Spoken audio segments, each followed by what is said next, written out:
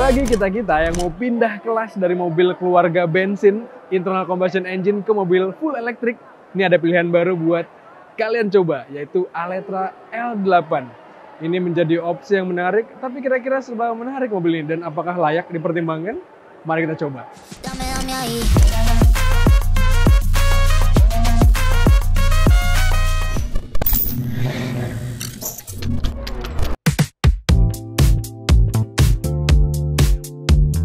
Aletra merupakan brand yang baru dan nama ini menariknya baru ada di Indonesia. Ya, soal sejarah atau latar belakang brandnya kalian bisa baca-baca di Detik Oto. Kami sudah banyak menulis tentang brand ini. Dan sekarang mari kita fokus ke mobil ini, Aletra L8.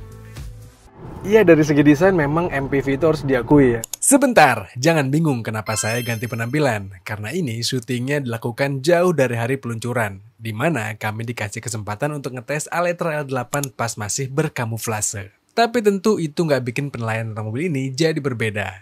Tenang, lanjut ya. Nggak bisa banyak diapa-apain, nggak kayak SUV. Jadi kalau kita bisa bandingkan antara M6 dan L8 ini, ya mungkin kerasa agak mirip-mirip secara garis bodi karena MPV gitu ya. Tapi harus diakui mobil ini hadir dengan desain yang lebih modern. Yes, ini adalah medium MPV full elektrik. Dengar kata MPV, tentu identik banget dengan jenis bodi mobil yang digemari masyarakat Indonesia. Apalagi Aletra L8 ini juga dihadirkan dengan garis bodi dan desain yang secara umum nggak buruk atau lebih gampang menyebutnya, cukup aman lah untuk disukai banyak orang. Cuma satu aja yang agak ganjel bagi kami. Harusnya fitting roda mobil ini bisa lebih baik. Setidaknya jangan terlalu cingkrang deh, walaupun ini pakai ban yang nggak main-main. Anyway, masuk ke dalam kabin dari L8 ini juga cukup mengesankan. Konfigurasinya bisa diisi 7 penumpang walau yang tengah ini pakai captain seat. Ya, terima kasih kepada dimensi mobil ini yang gede banget. Jadi jok baris ketiganya cukup proper untuk diisi 3 orang penumpang. Dan meski dalam keadaan full house, bagasinya masih muat untuk bawa banyak barang.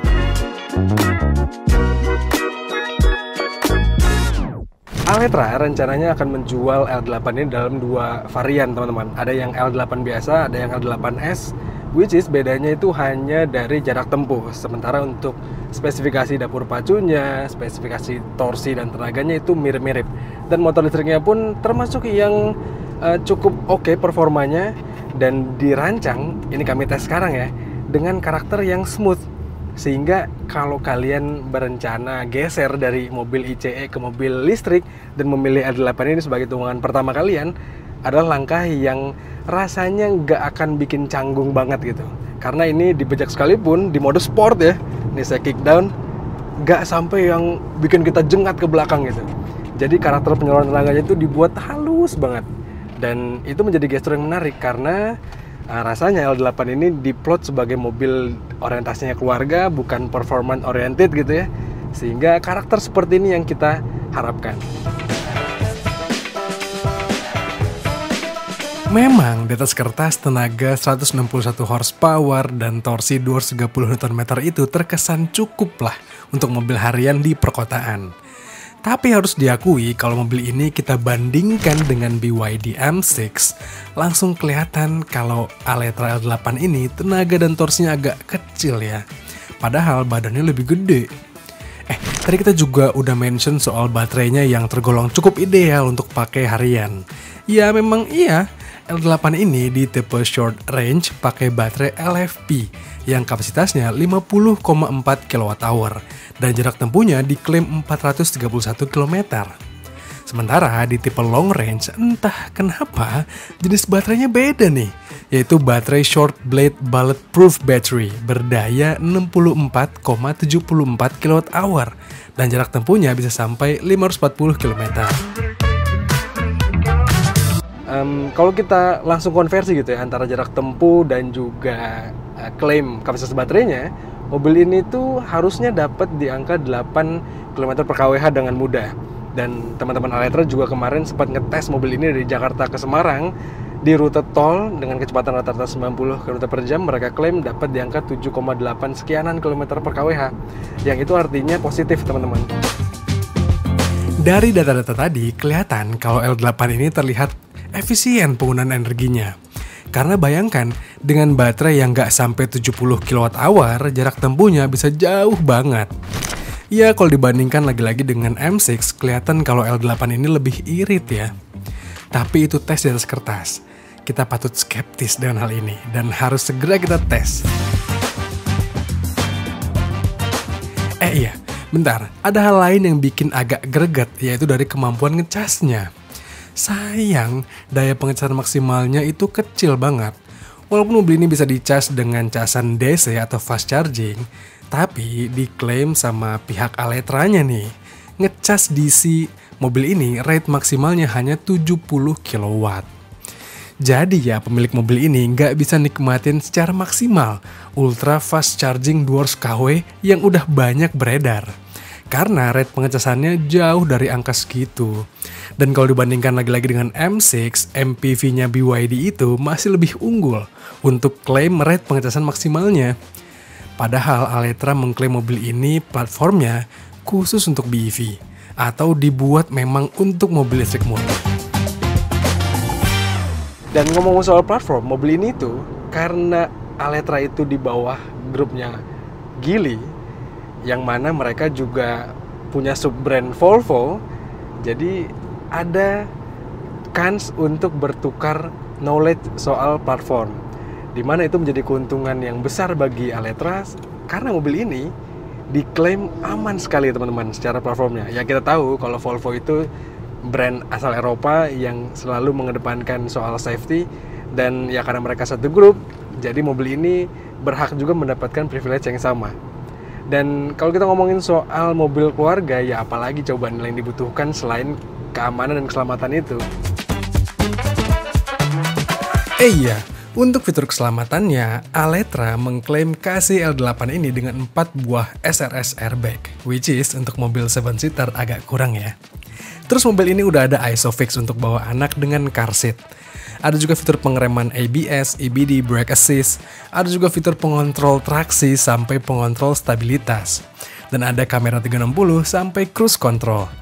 Oh, ada juga panoramic roof yang gede ini nih. Aletra juga bekali mobil ini dengan audio system yang diklaim enak, tapi belum kami tes ya. Dan ini head unitnya cukup atraktif dan informatif. Dan yang kami syukuri adalah masih banyak tombol fisik di mobil ini. Tapi mobil ini belum ada ADAS-nya. Memang sih banyak dari kita yang dikasih fitur itu tapi kita matiin saat berkendara. Tapi setidaknya dengan ada opsi L8 yang dikasih ADAS, pilihan untuk konsumen jadi lebih lengkap. Overall ya, mobil ini secara fitur sih cukup kompetitif lah. Fiturnya kepake semua, nggak banyak gimmick, dan yang paling penting, yang kami suka nih, sebagai mobil keluarga, ini mobil dimensinya gede, jadi ruang akomodasinya lega. Tapi kalau kita bicara soal dimensi yang besar, memang berdampak kepada handlingnya teman-teman. Mobil ini hadir dengan fleksibilitas yang mungkin tidak sebaik mobil-mobil MPV dengan wheelbase yang lebih singset dan hadir dengan dimensi yang lebih compact. Salah satu faktor yang cukup berpengaruh adalah dari radius putarnya. Tapi kalau kita bicara soal suspensinya juga teman-teman, mobil ini tuh hadir dengan karakter bantingan yang tergolong nyaman orientasinya. Jadi orientasinya itu bukan ke arah performa banget gitu ya. Enggak, karena mobil ini diplot untuk mobil keluarga, sehingga karakter bantingannya gitu, kita ngelewatin prosedur yang cukup mudah gitu ngelewatinnya, dan nggak ada rasa-rasa yang kaku gitu. Jadi karakter main shocknya oke, tapi walaupun di mobil tes kami kali ini perlu ada sedikit penyesuaian di area stoppernya sehingga nggak gampang bottoming. Tapi ya itu adalah perkara mudah bagi Aletra tentu untuk merevisinya, dan bagi kami ini mobil yang pas teman-teman. Pas dalam hal ini tuh, pas karena masih enak buat dikendarai, tapi enak juga buat jadi penumpang. Setidaknya dari tes kami yang singkat ini, kerasa kalau mobil ini punya proporsi dimensi dan berat yang pas. Meski tinggi dan bongsor, mobil ini masih terprediksi handlingnya. Setir mobil ini bisa diatur juga tingkat bobotnya. Dan setidaknya melahap tikungan, gak ada feel body roll yang berlebihan. Kami sih cukup terkesan dengan karakter berkendaranya Aletra L8 ini, yang nggak mencoba menjadi mobil yang sok sporty gitu. Karena memang siogianya mobil keluarga tuh lebih pas kalau halus, empuk, dan dengan karakter main yang nyaman. Dan dari impresi awal ini, L8 sudah bisa memenuhi aspek-aspek tersebut.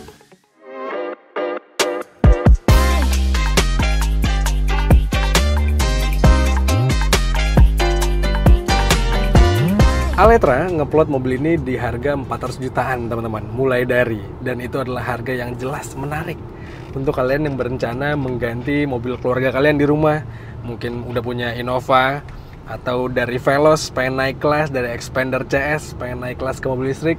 Ini adalah salah satu kelas yang layak untuk kalian pertimbangkan. MPV 7-seater dengan jarak tempuh yang cukup ideal. Apalagi mobil ini hadir dengan fitur yang lengkap dan kemampuan akomodasi yang baik. Menurut kami, Aletra ini bisa masuk list pertimbangan kalian kalau berencana mencari mobil untuk keluarga dan pengen berpindah dari ICE ke full elektrik. Memang, kalau membandingkan harga L8 dan M6, kita langsung galau. Dengan harga 400 jutaan, kita mau pilih yang mana ya? Apa yang bodinya gede dan punya daya angkut maksimal kayak L8 ini, atau yang jaringannya sudah banyak tersebar di Indonesia dan produknya pun sudah beredar masif secara global kayak BYD M6. Menurut kalian gimana teman-teman? Apakah pendapat kalian sama dengan kami? Coba kalian sampaikan di kolom komentar video kali ini. Dan seperti biasa, jangan lupa untuk baca ulasan lengkapnya di kanal Detik Auto, serta tonton video dari kami di kanal 20 Detik dan kanal YouTube Detik Auto. Jangan lupa untuk kalian subscribe juga. Kalau gitu teman-teman, sekian aja. Saya pamit. Stay safe dan bye-bye.